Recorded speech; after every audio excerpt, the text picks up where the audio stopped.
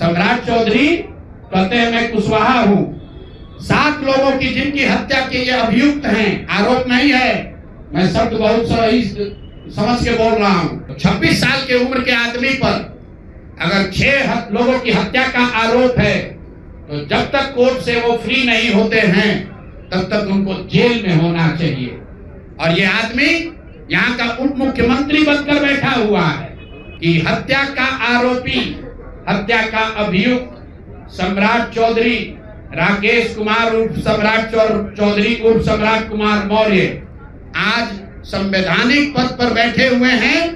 ये देश के संविधान का, देश के विधि विधान का इससे बड़ा अपमान नहीं हो सकता है कि जिस व्यक्ति को जेल में होना चाहिए वो आदमी यहाँ का उप मुख्यमंत्री बना हुआ है। तो सम्राट चौधरी को अभी के अभी पद से इस्तीफा देकर पुलिस को अरेस्ट करना चाहिए, और अगर पुलिस अरेस्ट नहीं करती है तो हम लोग कोर्ट में मूव करेंगे। अशोक चौधरी पर 200 करोड़ का हमने बताया है, 200 करोड़ का बेनामी संपत्ति खरीदने का आरोप लगाया है। या तो मानहानि का नोटिस आधिकारिक तौर पर वापस लीजिए, नहीं तो 7 दिन के अंदर आप पर 500 करोड़ की जो और बेनामी संपत्ति का कागज मेरे पास है उसको भी बिहार की जनता के सामने जारी करेंगे कि 1 कट्ठा भी जमीन हो जाएगा तो मैं जन सुराज की गुलामी करूंगा। मेरे भाई मुन्ना जी ने अभी पूरा डॉक्यूमेंट जारी किया है, और अगर जमीन है तो जन सुराज की गुलामी मत कीजिए, बिहार के लोगों की गुलामी के लिए तैयार होइए, इस्तीफा दीजिए।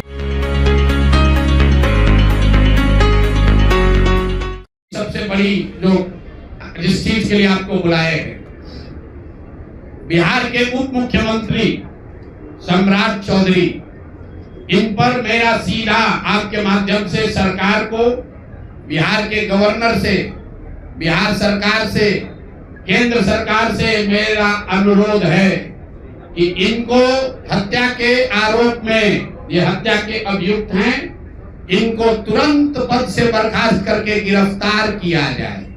क्यों किया जाए ये समझिए। तारापुर में 1995 में 7 लोगों की जो हत्या हुई और 7 मारे जाने वाले लोग कुशवाहा समाज के लोग थे। ये बिहार में जाति की राजनीति करने वालों के लिए सबक होना चाहिए। सम्राट चौधरी कहते हैं मैं कुशवाहा हूं। 7 लोगों की जिनकी हत्या के ये अभियुक्त हैं, आरोप नहीं है, मैं शब्द बहुत सही समझ के बोल रहा हूं। 7 लोगों की हत्या के अभियुक्त राकेश कुमार उर्फ सम्राट कुमार मौर्य उर्फ Samrat Choudhary, Tarapur case number 44/1995, note कर लीजिए। 44/1995 में 7 लोगों की हत्या हुई, उसमें ये अभियुक्त हुए, और जो केस है चीफ जुडिशियल मजिस्ट्रेट को 24/4/1995 को इन लोगों ने डॉक्यूमेंट सबमिट किया। बिहार विद्यालय परीक्षा समिति का एक एडमिट कार्ड सबमिट किया जिसमें बताया गया कि KMVMH सम्राट, ये स्कूल का नाम है, कुमार सर एक स्कूल का नाम है जहां से ये एडमिट कार्ड इशू हुआ है। सम्राट चंद्र मौर्य, पिता का नाम Shakuni Choudhary, date of birth 1/5/81, result fail, number आया 268, कैटेगरी प्राइवेट। ये सुप्रीम कोर्ट का डॉक्यूमेंट है जो सम्राट चौधरी ने जमा किया है, जिसमें ये बताया है इनका डेट ऑफ बर्थ 81 है, उसके हिसाब से 95 में चीफ जुडिशियल मजिस्ट्रेट ने नाबालिग होने के नाम पर इनको वहां से राहत दी। इनको जेल से निकाला गया क्योंकि ये 15 साल के थे और कानूनन 18 साल से कम उम्र के बच्चे को अभियुक्त के तौर पर जेल पर नहीं रखा जा सकता था। अब ये बात तो पब्लिक की जानकारी में है। अब मैं क्यों कह रहा हूं कि इनको आज अरेस्ट करना चाहिए, क्योंकि 2020 का जो सम्राट चौधरी ने अपना इलेक्शन एफिडेविट दिया है, इसमें अपना उम्र इन्होंने बताया है 51 साल। ये सम्राट चौधरी का इलेक्शन एफिडेविट है।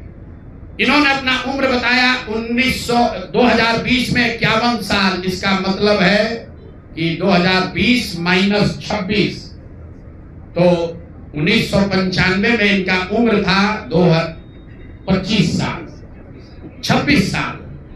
तो 26 साल के उम्र के आदमी को कोर्ट ने गलती से गलत सर्टिफिकेट के आधार पर नाबालिग होने के नाम पर अभियुक्त होने के बावजूद, ध्यान दीजिए, अभियुक्त होने के बावजूद इनको जेल से बरी कर दिया गया था कि ये 15 साल के हैं, जबकि इनका अपना डॉक्यूमेंट बता रहा है कि उस समय 26 साल के थे। तो 26 साल के उम्र के आदमी पर अगर 6 लोगों की हत्या का आरोप है, तो जब तक कोर्ट से वो फ्री नहीं होते हैं तब तक उनको जेल में होना चाहिए। और ये आदमी यहाँ का उप मुख्यमंत्री बनकर बैठा हुआ है। तो मैं यहाँ के मुख्यमंत्री से और बिहार के माननीय राज्यपाल से ये अनुरोध कर रहा हूँ कि हत्या का आरोपी, हत्या का अभियुक्त सम्राट चौधरी, राकेश कुमार उर्फ सम्राट चौधरी उर्फ सम्राट कुमार मौर्य आज संवैधानिक पद पर बैठे हुए हैं। ये देश के संविधान का, देश के विधि विधान का इससे बड़ा अपमान नहीं हो सकता है कि जिस व्यक्ति को जेल में होना चाहिए वो आदमी यहाँ का उप मुख्यमंत्री बना हुआ है। तो मुख्यमंत्री नीतीश कुमार सीधे इस पर कार्रवाई करें। नहीं करेंगे तो कल परसों में हम लोग राज्यपाल के पास डेलीगेशन लेकर जाएंगे, सिर्फ बर्खास्तगी के लिए नहीं, सम्राट चौधरी के गिरफ्तारी के लिए। पूरा समझिए, मैं कैमरे पर कह रहा हूं, सम्राट चौधरी हत्या के अभियुक्त है, जेल से फर्जी डॉक्यूमेंट निकाल कर बाहर निकले हैं। या तो इनको बर्खास्त करके गिरफ्तार कीजिए और नहीं तो देश में जितने लोग हत्या किए हैं उनको भी जेल से छोड़ दीजिए। ये हालात है, ये डॉक्यूमेंट है आपके सामने। ये सम्राट चौधरी का इलेक्शन एफिडेविट है जिसमें 2020 में उन्होंने अपने आप को 51 साल का बताया है। उसके मुताबिक 1995 में वो 26 साल के थे और कोर्ट में इस आधार पर इनको बरी किया गया है कि ये 15 साल के बालक हैं। तो ये बता दें कि ये हत्या के आरोपी हैं। इन्होंने जो सर्टिफिकेट दिया है वो ठीक है कि नहीं है। बाकी ये भाई साहब जो घोटाला किए हैं अपने डिग्री उग्री में, तो बहुत छोटी बात है। आज की प्रेस कॉन्फ्रेंस सीधी हम लोग मांग कर रहे हैं, सम्राट चौधरी को हत्या के अभियुक्त हैं, 6 हत्या के अभियुक्त हैं, उनको गिरफ्तार कीजिए और नहीं तो बिहार में जितने लोग पर अभियुक्त जिनको बनाया गया उनको सबको छोड़िए। इस देश में अलग अलग कानून नहीं हो सकता है। और ये गृह मंत्री के साथ घूम रहे हैं। मोदी जी को हम लोग कल पत्र लिखेंगे कि आपके पार्टी का नेता, जितने लोग भाजपा के समर्थक हैं, भाजपा के जितने लोग नेता हैं, कार्यकर्ता हैं, वोटर हैं, आपके जरिए से सबको बता रहा हूं, मेरे भाई एक बार अपने दिल पर हाथ रखकर सोचो, जिस व्यक्ति पर 6 लोगों की हत्या का आरोप है, जो व्यक्ति 6 लोगों की हत्या का अभियुक्त है, उसको तुम अपना नेता बनाकर बिहार का उप मुख्यमंत्री बनाए हो और तुम अपराध की बात करते हो, तुम जंगल राज की बात करते हो। तो सम्राट चौधरी को अभी के अभी पद से इस्तीफा देकर पुलिस को अरेस्ट करना चाहिए और अगर पुलिस अरेस्ट नहीं करती है तो हम लोग कोर्ट में मूव करेंगे, कोर्ट के संज्ञान में बात को लाएंगे कि साहब ये बताइए कि कैसे आपने इनको बेल दिया है, कैसे इनको आप समाज में बाहर रहने की अनुमति दे रहे हैं।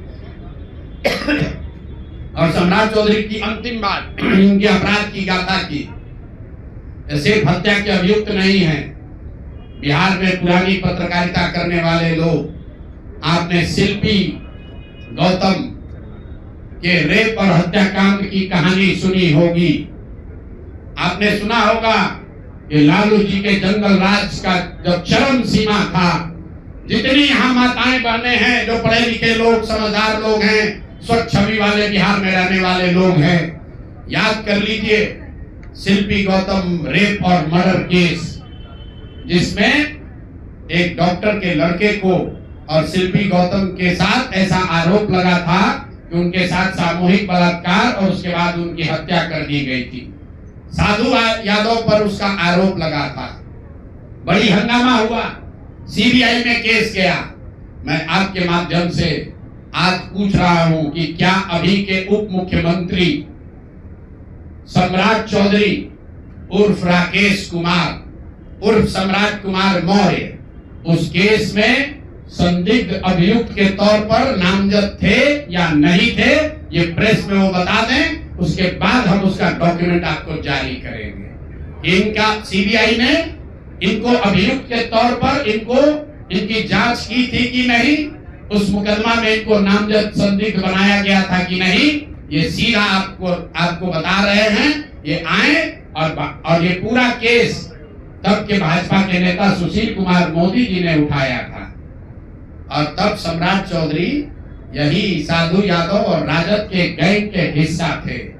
और अब वो बता दें, हम इतना ही बोल रहे हैं, अभी से भी गांधी जी ने कहा है गलती हो गई तो आकर माफी मांग लो, आकर बताइए कि उस केस में आप अभियुक्त के तौर पर आपको सीबीआई ने आपकी जांच की थी कि नहीं की थी, आपके सैंपल टेस्ट लिए गए थे कि नहीं लिए गए थे, आपके उस घटना में क्या संलिप्तता है नहीं है, ये बताइए।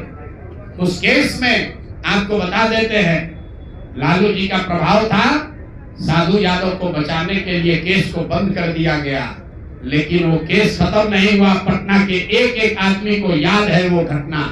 तो अब राकेश कुमार बताएं, आज के सम्राट चौधरी बताएं कि उस केस में इनकी भूमिका क्या थी, उसमें ये नामजद थे कि नहीं थे, और थे तो इन्होंने इसको डिस्क्लोज क्यों नहीं किया। अब आज का घोषणा खत्म।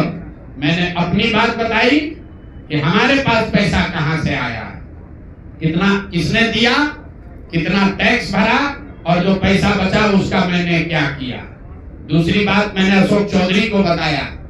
अशोक चौधरी से पहले पाक साहब बनने वाले वैभव विकास न्यास पर सीधे सवाल है कि जनता देख रही है, ईमानदार अगर आप हैं तो सामने आइए और जवाब दीजिए कि 100 करोड़ रुपए की संपत्ति आपने पिछले 1-1.5 साल में पटना में कैसे खरीदी है, और अशोक चौधरी ने आपको पैसा दिया है या नहीं दिया है, किसी दूसरे ने दिया है कि नहीं। तीसरी बात मैंने कही कि अशोक चौधरी पर 200 करोड़ का हमने बताया है, 200 करोड़ का बेनामी संपत्ति खरीदने का आरोप लगाया है। आज अशोक चौधरी ने शायद ये कहा है कि अब वो कानूनी दाव पेच छोड़कर राजनीतिक लड़ाई लड़ेंगे। इससे बात नहीं बनेगी। कानून का मदद लेकर जनता के आंख में धूल झोंकने का जो कोशिश किए हो अशोक चौधरी, या तो मानहानि का नोटिस आधिकारिक तौर पर वापस लीजिए, नहीं तो 7 दिन के अंदर आप पर 500 करोड़ की जो और बेनामी संपत्ति का कागज मेरे पास है उसको भी बिहार की जनता के सामने जारी करेंगे। और चौथी बात जो मैंने बताई, अभी के उप मुख्यमंत्री सम्राट चौधरी, जिन पर 6 लोगों की हत्या के जो अभियुक्त हैं और कोर्ट ने जिनको राहत नहीं दी, बरी नहीं किया, सिर्फ नाबालिग होने के गलत सर्टिफिकेट की वजह से कोर्ट ने इनको छोड़ा है। अशोक चौधरी ने खुद मान लिया है अपने इलेक्शन एफिडेविट में कि 1995 में उनकी उम्र 26 साल थी। तो अब अशोक चौधरी को तुरंत पद से बर्खास्त करके उनको गिरफ्तार किया जाना चाहिए। सम्राट चौधरी, सॉरी, ये दोनों चौधरी में कंफ्यूज कर गए।